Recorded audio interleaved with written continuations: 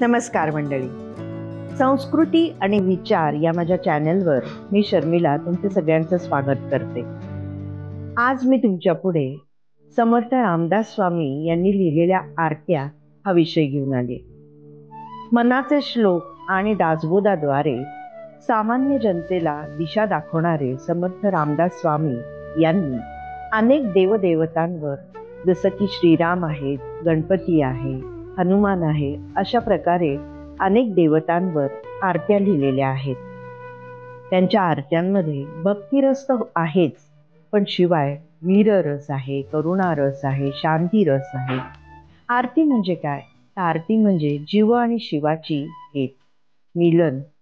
आरती म्हणजे त्या देवाचं रूपांचं, गुणांचं वर्णन. आरती म्हणजे त्या देवाची स्तुती आणि आरती म्हणजे पूर्ण समर्पण.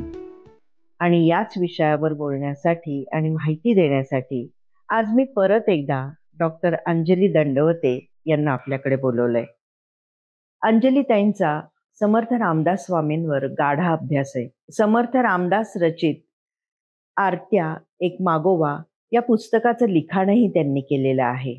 चला तर मग अंजली ताईंकडून या विषयावर अधिक माहिती जाणून घेऊया. नमस्कार अंजली. नमस्कार शर्मिला ताई. पहिला प्रश्न हाच मी विचारेन की आरती या शब्दाचा अर्थ काय, म्हणजे आरती हा शब्द का दिला गेला आणि त्याची सुरुवात जी झाली ती पहिल्यांदी कधी झाली आणि कोणी केली? आरती याचा अर्थ आपण जर फोड केली तर आ अधिक रती. आ म्हणजे परिपूर्ण आणि रती म्हणजे रमलेला. म्हणजे मगाशी तुम्ही जे म्हणालात ना की जीवा शिवाची भेट किंवा पूर्ण समर्पण, अशा पद्धतीने जो पूर्ण समर्पित आहे कुणाशी? इष्टदेवतेशी. प्रत्येकाची इष्टदेवता वेगळी असेल, कुणाची राम असेल, कुणाची कृष्ण असेल, कुणाची मारुती असेल. तर जो त्या इष्टदेवतेची आराधना करतो त्या इष्टदेवतेची तो आरती करतो. आणि आरती याचा संदर्भ जो आहे हा संपूर्ण पूजेच्या शेवटी येतो. म्हणजे आपण सगळं प्रसाद म्हणजे षोडशोपचार पूजा म्हणू किंवा पंचोपचार पूजा म्हणू, हे सगळं केल्यानंतर सर्वात शेवटी आरती होते. मग मंत्र पुष्पांजली होते, म्हणजे आपल्या पूजेच्या पद्धतीप्रमाणे. आणि मग आपण घालीन लोटांगण वगैरे मंत्र पुष्पांजली म्हणतो आणि मग आपल्या पूजेची सांगता होते. अशा पद्धतीचं आरती म्हणजे आरतीचं त्यातलं स्थान आपण म्हणूयात. आता सर्वात प्रथम आरती केली ती संत नामदेव महाराजांनी, आणि ती जवळजवळ 850 वर्ष झाली त्या आरतीला. पांडुरंगाची आरती, युगे 28 विठेवरी उभा, ही सगळ्यात पहिली आरती केलेली आहे. आणि त्याच्यानंतर त्या आरतीमध्ये खंड पडत गेला. मग नंतर एकनाथ महाराजांनी ते गुणात्मक त्रयमूर्ती केला आणि समर्थांनी तोच धागा धरून त्याच्याशी संघ जोडला आणि आरत्या वेगवेगळ्या रचलेल्या आहेत. आता ह्या आरती ह्या शब्दाचा फक्त आपण आ अधिक रती हा अर्थ पाहिला, पण आरती जी आहे ना ती का करायची असते? तर आरती केल्यामुळे आपण सगुण पूजा जी करतो, सगुण मूर्तीची पूजा करतो, इष्टदेवतेची पूजा करतो, तर त्या इष्टदेवतेच्या पूजेशी आपलं एकरूपता होते. म्हणजे बाह्यांगाने काय दिसतं? ते नुसतं निरांजन ओवाळलेलं आहे, आरती म्हटलेली आहे. आणि आपण स्कंद पुराणात तर आरतीचं महत्व इतकं सांगितलेलं आहे की जो कोणी म्हणजे त्याला मंत्र माहिती नाहीत, त्याला पूजा माहिती नाहीत, त्याला बाकी कुठलेही काय म्हणतात त्याला कुठलेही औपचारिकता माहिती नाहीत की पूजामधली गंध व्हा, अक्षत व्हा, पूजा व्हा, मंत्र व्हा, हे काही माहिती नाही, पण तो जर आरतीला उपस्थित असेल तर स्कंद पुराणानुसार त्याला वैकुंठ प्राप्त होतं असं म्हटलेलं आहे. म्हणजे इतकं आरतीचं महत्व आहे. आणि दुसरं म्हणजे आपण बघा ना, आपण पण पाहतो की चला चला आरतीला जाऊ, बाकी काही नाही, प्रसादावर लक्ष असतं एक आपलं आणि आरतीवर. आरतीला मात्र आपण जातो आणि मग त्या आरतीच्या वेळेस आपण जोर जोरामध्ये झांजा वाजवतो, टाळा वाजवतो, उड्या काय मारतो आणि अतिशय सुंदर अशी आरती म्हणतो. म्हणजे काय तर सर्वात शेवट जी पूजेची सांगता होते ना ती गेय रूपाने जी म्हटली जाते ना त्याला आरती असं म्हणतात. आणि ह्या आरतीची सुरुवात नामदेव महाराजांनी केली, मग एकनाथ महाराजांनी, आणि मग समर्थांनी मात्र 79 आरत्या लिहिल्या. आपल्याला फक्त एकच माहितीये, सुख करता दुःख करता आणि लवथवती विक्राळ शंकराची आरती आणि नवरात्राची जी देवीची आरती आहे ती, अशा आपल्याला माहिती असलेल्या समर्थांच्या आरत्या आहेत. पण 79 आरत्या समर्थांनी लिहिलेल्या आहेत. वा, ही म्हणजे खूपच वेगळी माहिती आहे. सुरुवात आज आपल्या पहिल्याच प्रश्नाची खूप वेगळी झाली. आरत्यांचं वर्गीकरण कशाने करता येतं? आरत्यांचं वर्गीकरण इष्टदेवतेप्रमाणे करता येतं. म्हणजे आता समर्थांच्याच बाबतीत विचार केला आपण, तर समर्थांनी 3 आरत्या गणेशच्या म्हणजे गणपतीच्या लिहिलेल्या आहेत. आपल्याला फक्त सुख करता दुःख हरता माहिती. हल्ली आता ती 7 कडव्याची आरती फिरते. पण खरी आरती 2च कडव्याची आहे. समर्थांनी जी लिहिलेली आहे ती. बाकी आपल्याला आत्ताच वर्तमानपत्रात पण आलं होतं, की 7 कडवी आहे त्या आरतीमध्ये. तर ते नाही, खरी आरती समर्थांची 2 कडव्याची आहे. आणि ह्याचं संदर्भ कुठं मिळाला तर धुळ्याला नानासाहेब देव म्हणून एक ऍडव्होकेट आहेत, तर त्यांना समर्थ हृदयच म्हणतात. त्यांनी काय केलं की समर्थांचं जे जे वाङ्मय आहे ते त्यांचे जे जे मठ आहेत तिथून ते मिळेल तसं ते गोळा केलं, त्याचं वर्गीकरण केलं, त्याची सूची केली, त्याचा अभ्यास केला की प्रत्येक बाड म्हणूयात आपण त्याला, या बाडामध्ये काय काय आहे आणि त्या पद्धतीने त्यांनी त्याचं वर्गीकरण केलंय.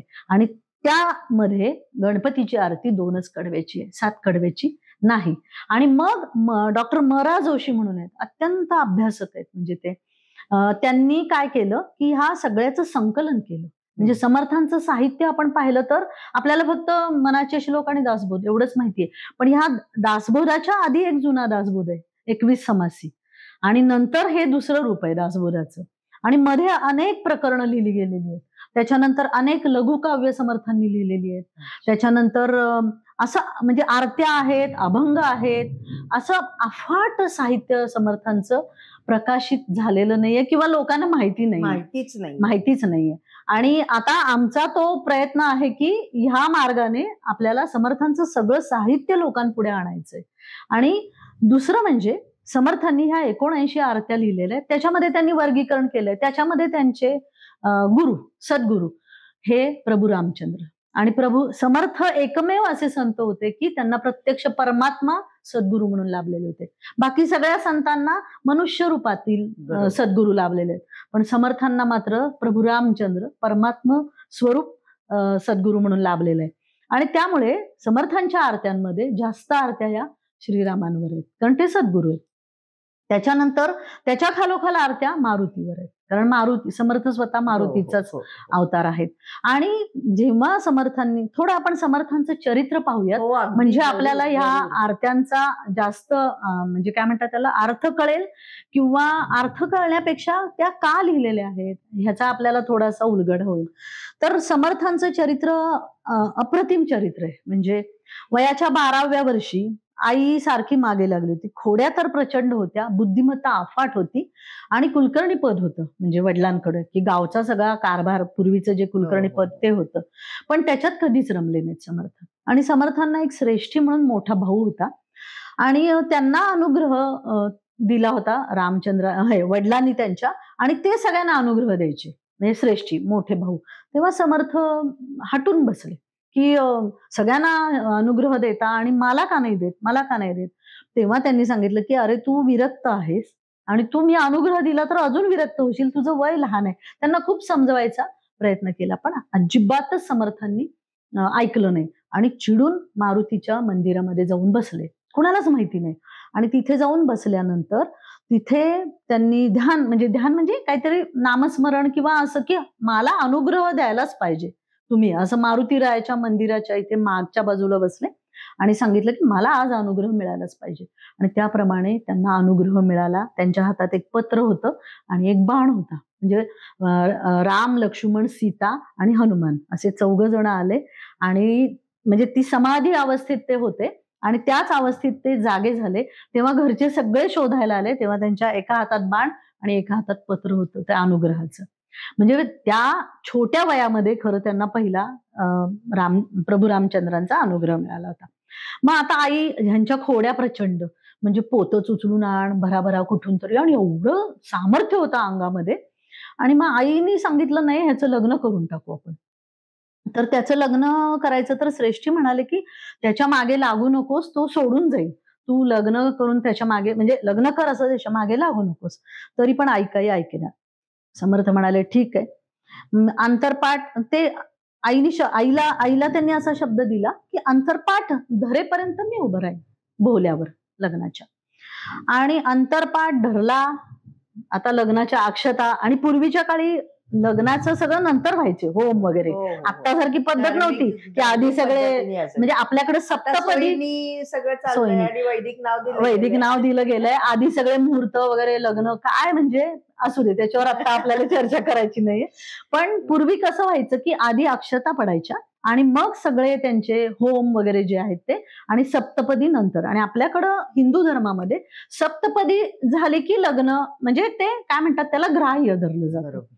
तर अंतरपाठ धरल्या धरल्या सावधान हा शब्द ऐकल्याबरोबर समर्थांनी त्या लग्नाच्या वेदीवरून जी धूम ठोकली, ती धूम ठोकून ते एका झाडावर जाऊन बसले. आणि म्हणजे लोक पण येतील ना पाहायला वगैरे, तर आणि त्या झाडावर जाऊन बसले, कारण सगळे जरा पांगापांग होऊ दे, मग त्यांनी त्यांचं ध्येय ठरवलेलं होतं. आणि ते टाकळीला पोचले आणि त्या मुलीचं त्याच मांडवामध्ये एका मुलाशी लग्न लावून दिलं. समर्थांच्याच नात्यातली होती. म्हणजे जे आता व्हॉट्सअपवर लेख येत आहेत ना की त्यांची बायको पण त्या नदी किनाराने गेली, फिरत गेली, चुकीचं आहे.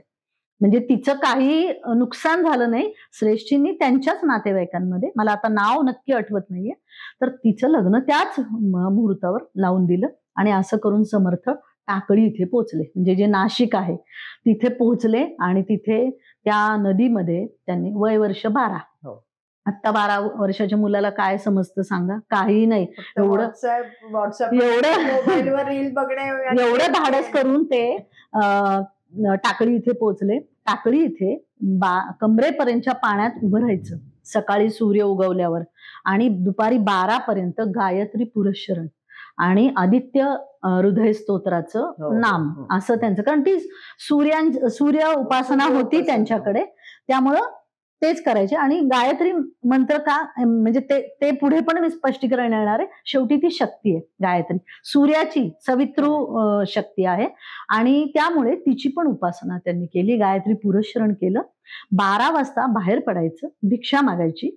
भिक्षा मागल्यानंतर भिक्षेचे 3 भाग करायचे, एक निसर्गाला, एक प्राण्यांना काय, आणि एक भाग जो आपल्यासाठी म्हणून आहे तो त्या पाण्यात बुडवायचा आणि तो ग्रहण करायचा. कारण जिभेला चव नको त्या कुठल्याही अन्नाची, नाही तर मग ह्या घरची भिक्षा चांगली, ह्या घरची भिक्षा चांगली, आणि जिभेला काय म्हणतात त्याला, वासना.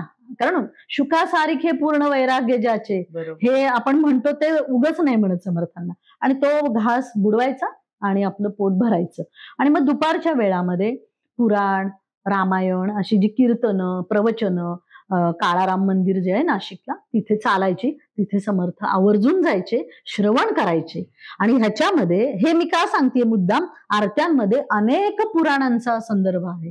म्हणजे समर्थांचं हे सगळं वाचून झालेलं होतं, श्रवण करून झालेलं होतं. आणि मग नंतर तिथून ते त्यांची म्हणजे दिनचर्या, पुन्हा संध्याकाळी थोडी उपासना, थोडंसं लेखन, असं करत होते. आणि त्या तपश्चर्या काळांमध्ये समर्थांचं वय किती, 12 ते 24 तपश्चर्या काळ, 12 पर्यंत ते बालपण, 12 ते 24 तपश्चर्याचा काळ. त्याच्यामध्ये त्यांना एक छोटा शिष्य होता, उद्धव म्हणून. समर्थांचं वय 22-23 काहीतरी असेल, किंवा अगदी 17-18, आणि तो 10-12 वर्षाचा उद्धव, तो पहिला. उद्धव गोसावी म्हणून जो समर्थांचा शिष्य आहे तो पहिला शिष्य. आणि मग त्याला परमार्थामध्ये कुठल्या मार्गाने घसरण होते आणि परमार्थ प्राप्त होत नाही, हे सांगण्यासाठी समर्थांनी पहिला दासबोध लिहिला, तो 21 समासी. 21 समास आहेत त्या दासबोधाचा. आत्ता जो दासबोध आपण म्हणतो 200 समासाचा, त्याची प्रथम आवृत्ती म्हणजे 21 समासी. आणि मग 24व्या वर्षानंतर समर्थांनी भारत भ्रमण केलं. म्हणजे अक्षरशः उत्तर ते दक्षिण आणि पूर्व ते पश्चिम संपूर्ण भारत समर्थ फिरलेले आहेत. आणि गोव्याला पण गेलेले आहेत समर्थ, कारण ह्याच्यामध्ये शांतादुर्गेची आरती आहे समर्थांनी केलेली. आणि अशा पद्धतीने सर्व देवस्थानांना भेट दिलेली आहे, कधी प्रत्यक्षरित्या आणि कधी मी असं ऐकलेलं आहे आमच्या गुरूंकडून की म्हणजे सूक्ष्म देहाने पण त्यांनी काही तीर्थ स्नानांची किंवा तीर्थक्षेत्रांची भेट घेतलेली आहे. आणि दुसरं म्हणजे ह्या आरत्या लोकसंग्रहासाठी त्यांनी त्याचा जास्त उपयोग केलेला आहे, कारण लोकसंग्रहाचं फार मोठं काम समर्थांनी केलेलं आहे. आणि ह्या गणपतीच्या आरतीने तर समर्थ सगळ्या घराघरात पोहोचलेले आहेत. अशा पद्धतीने समर्थांनी ह्या 79 आरत्या लिहिल्या. ह्यामध्ये दशावतारांच्या आरत्या आहेत. म्हणजे ह्याचं वर्गीकरण करायला गेलं आपण तर शंकराची आरती आहे, लवथवथी विक्राळ ब्रह्मांडे माळा, ते लवथवथेश्वर म्हणून मंदिर आहे जेजुरी पासून पुढे, तिथं समर्थ गेलेले होते आणि तिथे त्यांनी ही आरती केलेली आहे. आपण त्या विषयावर आपण बोलूयात की अंधश्रद्धा खत पाणी कशी घालायची नाही ही त्या आरतीवरून आपल्याला कळतं. आणि पहिली आरती त्यांनी सुखकर्ता दुःखहर्ता केली, कारण आपण नेहमी प्रथम वंदन गणेशाला करतो आणि मग सगळ्याची सुरुवात करतो. म्हणजे त्याला मंगलाचरण म्हणतात, गणेश शारदा यांचं. आणि नंतर त्या ज्या 12 ते 24 वर्षाचा त्यांनी जो तपश्चर्याचा काळ लिहिला, तेव्हा त्यांना प्रभू रामचंद्रांचं दर्शन झालं आणि त्या दर्शनानंतर त्यांनी आत्मारामाची आरती लिहिलेली. या पुस्तकात जी आत्मारामाची आरती नानादेही, ती त्यांनी त्या म्हणजे 12 ते 24 या त्यांना साक्षात्कार जेव्हा झाला, आत्मसाक्षात्कार, तेव्हा लिहिलेली आहे. आणि त्यामुळे त्या आरतीमध्ये सांगितलेलं आहे की हा एकमेव एकच तत्व आहे परब्रह्म, बाकी ही तिची सगळी नाटक आहे, लीला आहे मायेची, असं त्या आरतीचं स्वरूप आहे. अशा पद्धतीने भारत भ्रमण केल्यानंतर त्यांना आत्मसाक्षात्कार झाला आणि मग त्यांना असं वाटलं की आता आपल्याला मिळवायचं काहीच राहिलेलं नाहीये आणि म्हणून त्यांनी हिमालयातून उडी मारली. उडी मारल्यावर त्यांना प्रभू रामचंद्रांनी झेललं. त्यांनी सांगितलं की हा देह तुमचा नाहीये, ह्या देहावर आमचा अधिकार आहे. तसाही आपल्या देहावर आपला नसतोच, पण आपण देहबुद्धीने आपण म्हणत असतो. पण ते प्रभू रामचंद्रांनी सांगितलं की ह्या देहावर आमचा अधिकार आहे आणि तुम्हाला कृष्णा खोऱ्यात जाऊन तिथं मोठं समाज धर्म रक्षणाचं काम करायचंय, तर तुम्ही तिथे जा. आणि मग समर्थ चाफळ आणि या कृष्णा खोरेत आले. म्हणून कृष्णेची पण एक आरती आहे समर्थांनी केलेली.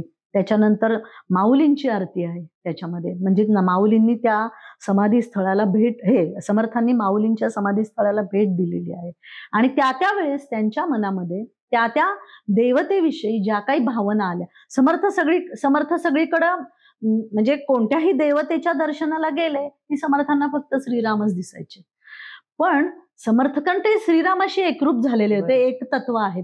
पण त्यांनी त्या देवतेचा मुद्दाम उल्लेख का केलेला आहे, तर इष्ट देवतेंचं म्हणजे ज्याची इष्ट देवता आहे त्याचं स्वरूप काय आहे, त्यामध्ये त्याची स्तुती केलेली आहे, त्याचा अवतार कशासाठी घेतलेला आहे, त्याच्या अवताराचं महात्म्य काय, ह्या स्थान महात्म्य काय, हे समर्थांनी सांगितलेले आहे. आणि त्याच्या मागे जी काही पौराणिक कथा आहेत त्या पण सांगितलेल्या आहेत.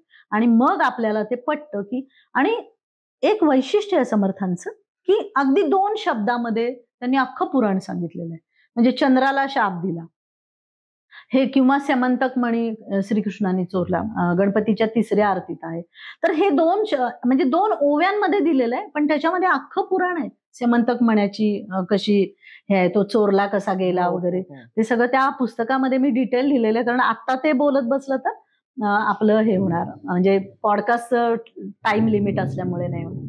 अशा पद्धतीने समर्थांचं चरित्र पाहिल्यावर आपल्याला लक्षात येतं की ते भारत भ्रमण करता करता प्रत्येक स्थानाला दर्शन घेत ते आले आणि नंतर त्यांनी त्या प्रत्येक स्थानाच्या इथे त्या आरत्यांची निर्मिती केलेली आहे.